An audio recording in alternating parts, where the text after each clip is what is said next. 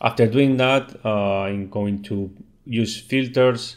Is the only part I'm going to use filters to paint the armor plates. So I choose this ink from Daler-Rowney, which is some kind of orange red or neutral red. I'm applying several layers with the airbrush.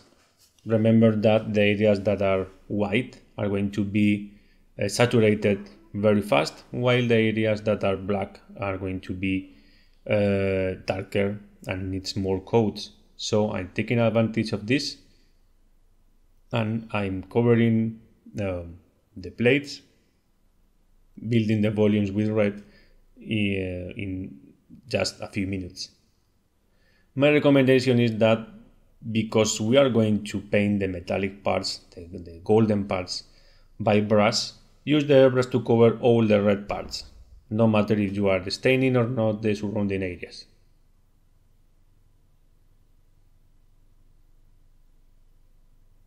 And remember that while applying red color, as well as yellow or orange, you will need to apply several layers till you achieve the true color in the surface, because the red is a color that is not it hasn't a high coverage, no matter if it is an ink or classic acrylic or whatever. So don't forget to apply as many layers as you need, better said, to achieve the color. Now with the scarlet red, which is, as you see, a red which is even oranger than the other one, I'm applying a new light. I'm following the scheme of the white, gray tones that I have applied before. And the advantage of this color is that it's a classic color, so it's very matte. And instead of applying a matte varnish after applying the ink, which is giving me a satin finish, just by applying this light with this scarlet red, I'm making the surface more matte in the surrounding areas, and obviously in the area where I'm applying this red. So I don't need to apply the matte varnish. Once again, it's very important, very, very important to apply several layers so you achieve the color.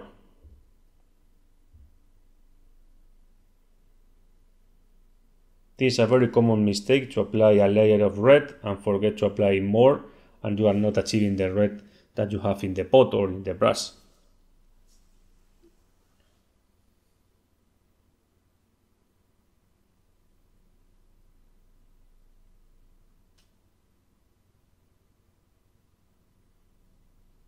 Now with carmine, which is a cold red, I'm going to apply a thin layer in the space between the scarlet red and the base red that I have applied before.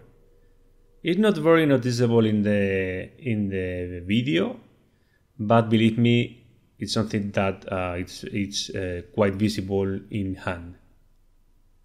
Also, this carmine is also a matte color, so I'm adding a matte finish, correcting the satin brights that the inks left in the figure in the first steps.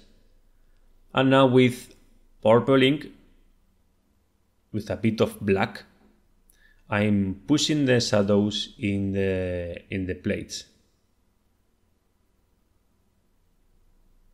Here it doesn't matter if it is a bit satin, because the satin finish in the shadows looks pretty good, boosts the saturation in shadows and also the deepness.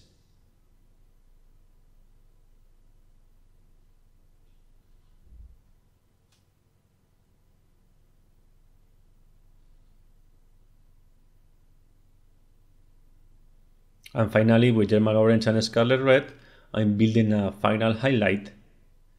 As you see, it's quite orange and a bit saturated. And here you have to be precise, because we want to accumulate the final highlight in a very reduced area.